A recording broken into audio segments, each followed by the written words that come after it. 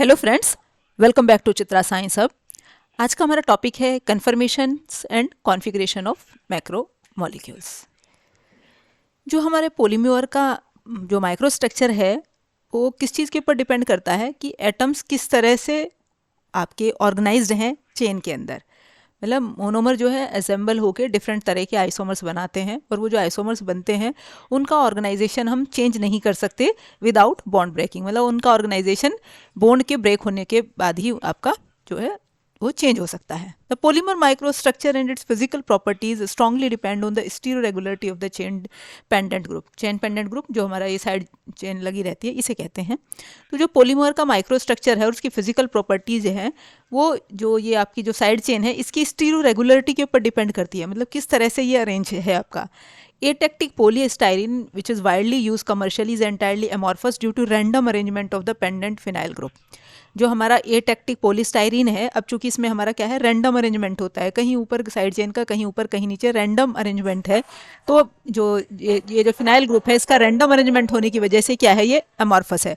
दूसरी तरफ सिंडियोटैक्टिक और आइसोटैक्टिक जो है, सिंडियोटैक्टिक जिसमें अल्टरनेट अरेंजमेंट है और आइसोटैक्टिक में वन साइडेड है, इनका रेगुलर स्ट्रक्चर होने की वजह से ये क्या होते हैं, ये क्रिस्टलाइन होते हैं। और दूसरी तरफ एटेक्टिक क्या है हमारे अमॉर्फस हैं। After polymerization, a single molecular chain can adopt many different conformation. Polymerization के बाद जो हमारी जो molecular chain है वो different तरह के conformation आपके अडोप्ट कर सकती है। अब जो कितने मतलब किस तरह के कन्फर्मेशन वो अडॉप्ट करेगी वो किस चीज़ के ऊपर डिपेंड करेगा, वो तीन फैक्टर्स के ऊपर डिपेंड करेगा। एक तो चेन की फ्लेक्सिबिलिटी कैसी है, फ्लेक्सिबिलिटी किसके ऊपर डिपेंड करेगी, जो साइड चेन लगी हुई है उसके ऊपर। दूसरा interaction between monomers in the chains के अंदर जो मोनोमर्स अरेंज्ड हैं उनका आपस में इंटरेक्शन किस तरह का है, वो अट्रैक्टिव है रिपल्सिव है। तीसरा क्या है कि सराउंडिंग के साथ उनका किस तरह का इंटरेक्शन है। तो तीन चीज़ के ऊपर कन्फर्मेशन हमारा डिपेंड करता है। अब ये जो है फिगर में जो एक 10 सेगमेंट चेन का दो पॉसिबल कन्फर्मेशंस दिखाए गए हैं। एक में वो लीनियर इस तरह से चेन के फॉर्म में अरेंज्ड है, एक में इस तरह के कोइल्ड फॉर्म में अरेंज है। The flexibility of the chain is mainly due to torsional angle. Torsional angle के ऊपर डिपेंड करेगी फ्लेक्सिबिलिटी चेन की।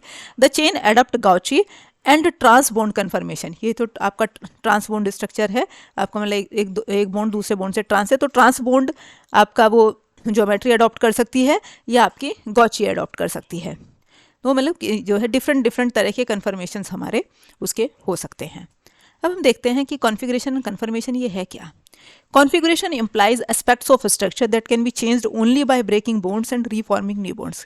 कॉन्फ़िगरेशन क्या है, कॉन्फ़िगरेशन वो स्ट्रक्चर बताता है उसका जिसे हम तभी चेंज कर सकते हैं जब वो हम उसके बॉन्ड को, पुराने बॉन्ड को तोड़े और नए बॉन्ड को बनाएं, तभी उसका हम जो है उसके कॉन्फ़िगरेशन में चेंज ला सकते हैं। दूसरी तरफ कन्फर्मेशन क्या है, conformation refer to spatial arrangement of different parts of the molecule के डिफरेंट पार्ट का किस तरह का अरेंजमेंट है, ये हमारा कन्फर्मेशन है। दूसरे शब्दों में हम ये कह सकते हैं कि configuration is use to describe those arrangement of atom that can not be altered except by breaking and reforming primary bond.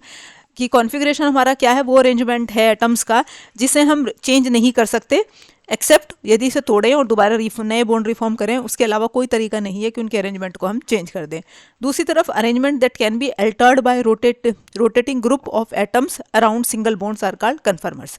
Conformers क्या है, जिनका हम रोटेशन सिंगल बॉन्ड के अलॉन्ग रोटेट करके डिफरेंट तरह के आइसोमर्स यदि हम ऑब्टेन कर सकते हैं तो वो है हमारा conformation. One conformation of a change can be transformed into another simply by rotating one part of the chain around the bond, joining it to another part. मतलब सिंपली इसका जो है आपका सिंगल बॉन्ड के लोग यदि हम उसे बॉन्ड को रोटेट कर दे, जैसे हम इस यहाँ पे देख पा रहे हैं, यहाँ क्या है, ये जो वाला 6 से अटैच एटम है ऊपर की साइड है, तो हमने क्या किया, इसे रोटेट कर दिया बॉन्ड को, तो ये क्या है, ये नीचे की तरफ शिफ्ट फ्लिप हो गया, ये ऊपर की तरफ फ्लिप हो गया, तो हमें क्या दो अलग अलग तरह के कन्फर्मेशन मिल गए। तो सिंगल बॉन्ड के लोग रोटेट करके हम डिफरेंट तरह के कन्फर्मेशंस ऑब्टेन कर सकते हैं। अब कुछ इसमें टर्म आती हैं जिनसे हम कन्फर्मेशन को और अच्छे से समझ पाएंगे।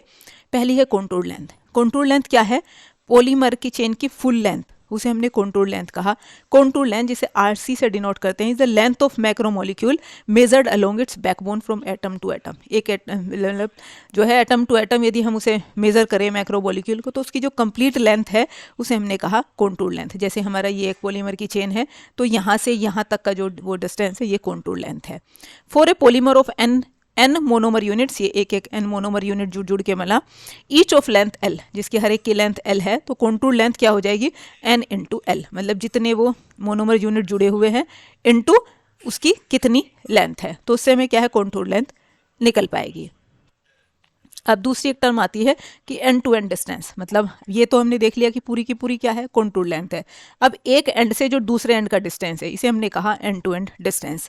इन general we will express the end to end distance in terms of root mean square. Root mean square के टर्म्स में हम एंड टू एंड डिस्टेंस को एक्सप्रेस करते हैं।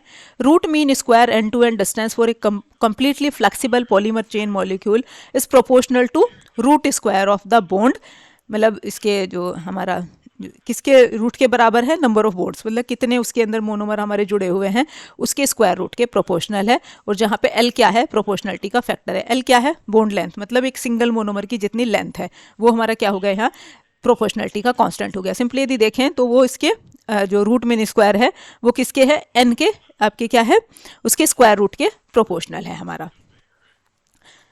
अब हमारी दोनों टर्म डिफर हो गई कि आपकी ये एल क्या है, एल तो क्या है उस मोनोमर की कितनी लेंथ है, ये हो गया एंड टू एंड डिस्टेंस, और ये जो एक एंड से दूसरे एंड तक का डिस्टेंस है, मतलब ये हमारी कोएल्ड हमने पॉलीमर लिया तो एक एंड ये है दूसरा एंड ये है, तो ये हमारा यहाँ से यहाँ तक का डिस्टेंस ये हो गया आर। अब पूरी की जो लेंथ है, कंप्लीट जो उसकी लेंथ है वो है हमारी contour length. However, for actual polymer molecule RMS is greater, लेकिन यदि हम एक्चुअलिटी में देखें तो RMS जो है वो हमारा जो है एक्चुअल में थ्योरेटिकल से ज़्यादा होता है। क्यों होता है, इसके तीन रीज़न है। पहला रीज़न क्या है, there is fixed bond angle theta between the bond forming the backbone of the chain. जो बैकबोन बन रही है हमारी जिन बॉन्ड्स की, उनका जो बॉन्ड एंगल है वो फिक्स्ड होता है, तो इस वजह से जो RMS ज़्यादा हो जाता है। दूसरा क्या है कि फ्री रोटेशन रेस्ट्रिक्ट हो जाता है बॉन्ड के अलॉन्ग, मतलब जो है रोटेशन बॉन्ड का जो है इजीली नहीं है। तीसरा क्या है, चेन सेगमेंट्स ऑक्यूपाई वॉल्यूम, जो चेन की सेगमेंट है वॉल्यूम ऑक्यूपाई करते हैं, and this volume is excluded to other chain segment. और दूसरे चेन सेगमेंट से यदि हम बात करें तो वो से उसमें वो एक्सक्लूड होगा फैक्टर। तो इस वजह से जो है एक्चुअल पॉलीमर का जो RMS है वो थ्योरेटिकल से हमारा ज़्यादा होता है। अब एक तीसरी इंपॉर्टेंट टर्म आती है radius of gyration. Radius of gyration अब क्या हमारी क्या हो गई, समझ लो ये हमारी एक पॉलीमर की चेन हो गई, ये हमारे मोनोमर जुड़ के एक पॉलीमर की चेन बनी।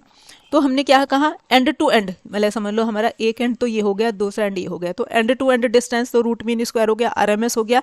अब यदि हम इसे कोएल्ड का इसका यदि हम इसका जो है रेडियस ऑफ गायरेशन क्या हो गया, radius of gyration quantifies the distribution of mass within a polymer chain, मतलब उसका जो डिस्ट्रीब्यूशन क्या है मास का पॉलीमर चेन के अंदर, essentially measuring how far polymer segment are from the centre of mass. Centre of mass से कितनी दूरी पर वो सेगमेंट हैं, उसे हमने कहा रेडियस ऑफ गायरेशन। जैसे इसमें हम ले तो ये यहाँ से ये सेंटर इसका यहाँ है, यदि हम इसका पॉलीमर इस पॉलीमर का हम देखें कोयल का सेंटर ये है, तो यहाँ से जो यहाँ तक का डिस्टेंस है ये हमारा हो गया radius of gyration.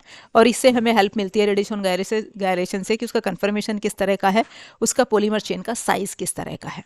A polymer coil is less dense than a hard solid sphere. यदि एक हार्ड सॉलिड स्फीयर की बात करने लगे तो उसके कंपैरिजन में ये लेस डेंस है, मतलब डेंस कम है ये। 10 RG क्या होगी, radius of gyration is significantly less than RMS, इस वजह से रूट मीन स्क्वायर से जो है सिग्निफिकेंटली कम होता है। For a polymer coil with RMS end to end distance R, यदि हम एक पॉलीमर कोयल लें जिसका end to end distance R है, तो रेडियस ऑफ गायरेशन क्या हो जाएगा उसका A/6 जो है स्क्वायर रूट ऑफ N। और ए क्या है, radius of spherical polymer molecule, spherical polymer molecule का ए क्या है, रेडियस।